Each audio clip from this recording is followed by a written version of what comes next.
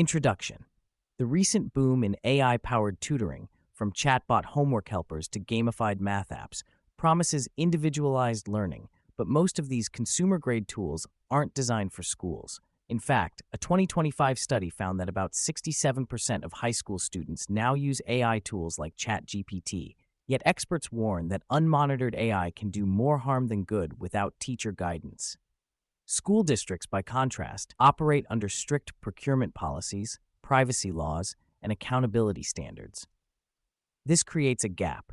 Generic tutoring apps may attract students, but they rarely satisfy the requirements of a school system. To bridge this gap, EdTech entrepreneurs must build teacher-in-the-loop, standards-aligned tutoring that respects laws like FERPA and COPPA. Below, we examine the differences between consumer apps and district needs, then outline a solution with pilot planning, evidence requirements, equity strategies, and a realistic pricing and sales model.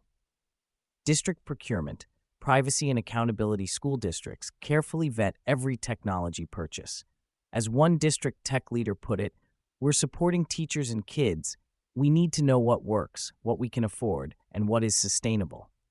Procurement teams insist on clear budgets, measurable outcomes, and ongoing support. They typically bundle implementation services, hardware provisioning, and teacher training into the contract. In practice, that means any new tutoring software must align to learning goals, fit within the normal budget cycle, and come with a plan for teacher professional development and technical support. Successful vendors therefore build implementation and training into their proposals from the outset. Privacy is non-negotiable. Federal law protects student records. The Family Educational Rights and Privacy Act, FERPA, gives parents control over most student data, and the Children's Online Privacy Protection Act, COPPA, requires verifiable parent consent before collecting data on children under 13. Districts routinely require vendors to sign data privacy agreements, DPAs, and pass security audits. Modern regulations demand data minimization, meaning the software must only collect what is absolutely needed. In fact, a 2025 update to COPPA now makes data minimization a legal requirement. Companies must limit data collection strictly to what is necessary to support the core functionality and clearly justify any data they do collect. In other words, district-bound tutoring tools need a privacy-by-design approach, storing or transmitting only anonymized progress metrics instead of raw student profiles. As one analysis notes, educational products must be robust enough to satisfy institutional requirements and conservative enough with data to withstand legal, regulatory scrutiny. Finally, accountability and evidence are crucial. Districts expect a proposed program to have some proof of effectiveness before greenlighting it. Under the federal Every Student Succeeds Act, for instance, schools often look for Tier 1 or 2 evidence, strong or moderate, of impact. According to the U.S. Senate Department of Education's What Works Clearinghouse, a Tier 1, strong evidence, intervention must have high-quality research demonstrating significant positive effects across multiple sites. At minimum, districts today expect vendors to collect pre- and post-learning outcomes and to share usage reports. Any tutoring app that can't provide solid pilot results and transparent reports simply won't pass district scrutiny. Teacher-in-the-loop tutoring and curriculum alignment. To meet school needs, an AI tutor must keep the teacher at the center. Rather than a self-serve app, the solution should be a teacher-guided system. An AI works with students, but a teacher sets goals, monitors progress, and adjusts as needed. For example, one national tutoring provider emphasizes that the only effective AI tutoring is human-guided, noting that AI tools without expert oversight risk doing more harm than good. In practice, this means the software should allow teachers to review student interactions, slot in personalized instruction, and intervene when students struggle. A teacher can assign specific lessons that match classroom content or adapt AI suggestions to fit a lesson plan. Curriculum alignment is another must. Generic apps often teach random problems or test pop quizzes, but districts require content tied to state standards and local scopes of work. For example, a U.S. math program must align to Common Core or equivalent standards. Our proposed tutoring system would let teachers configure topics by grade level or standard ensuring every activity maps to the approved curriculum. This gives districts confidence that the tool reinforces exactly what is being taught in class. It also enables easy reporting of mastery on each standard, which dovetails with accountability needs.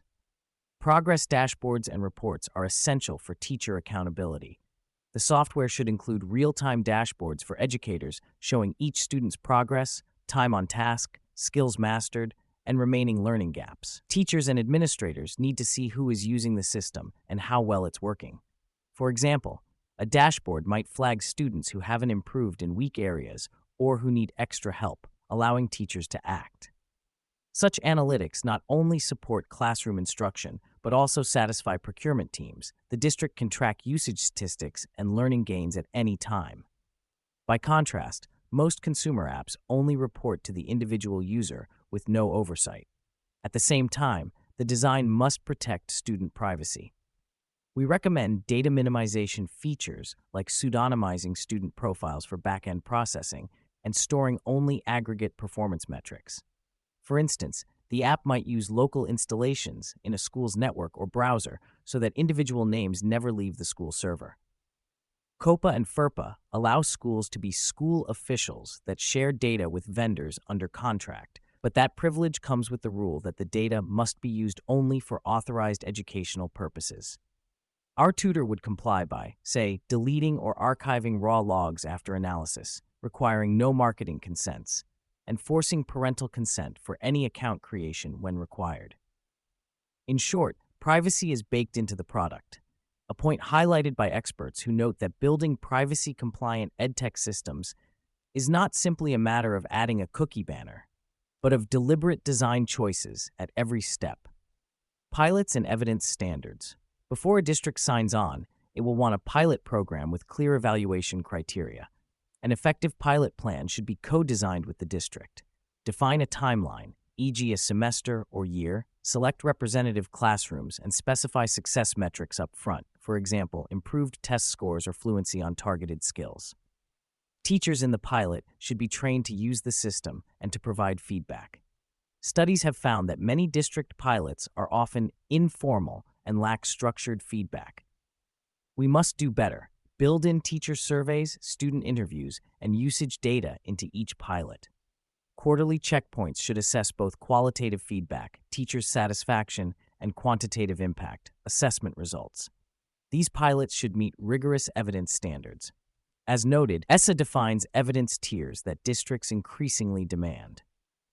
For example, to claim Tier 1 strong status, a tutoring program would need an independent study meeting US DOE standards. That is typically a randomized controlled trial with a statistically significant positive effect across multiple schools or districts.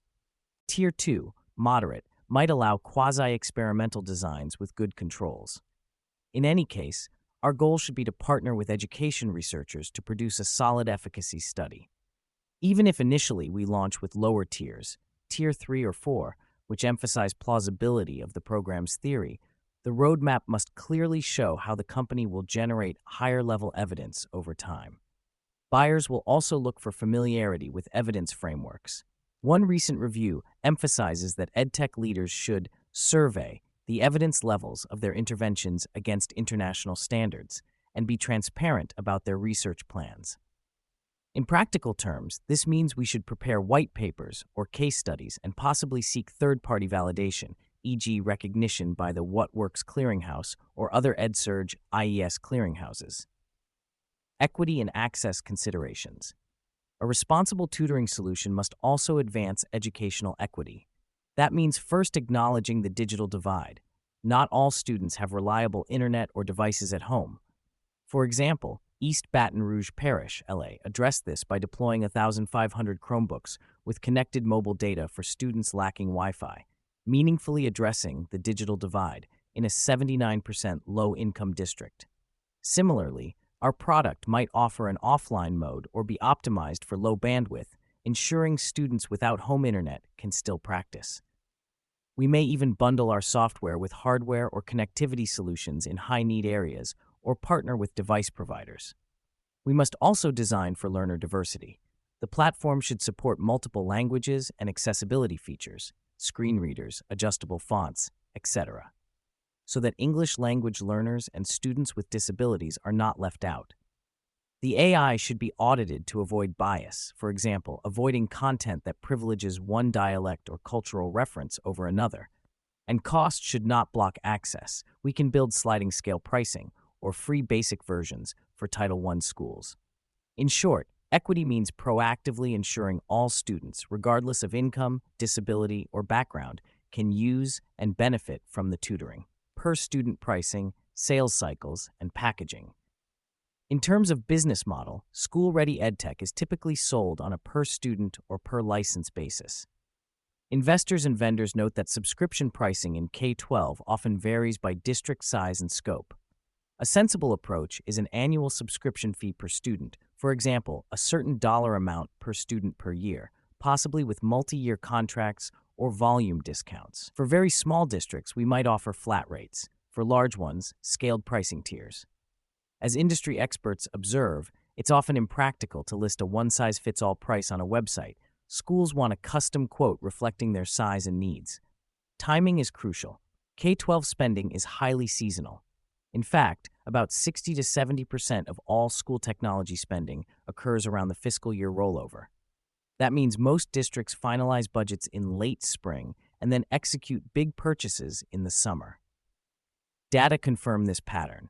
In one analysis, the average number of tech purchase orders nearly doubles from the winter planning phase to the summer implementation phase.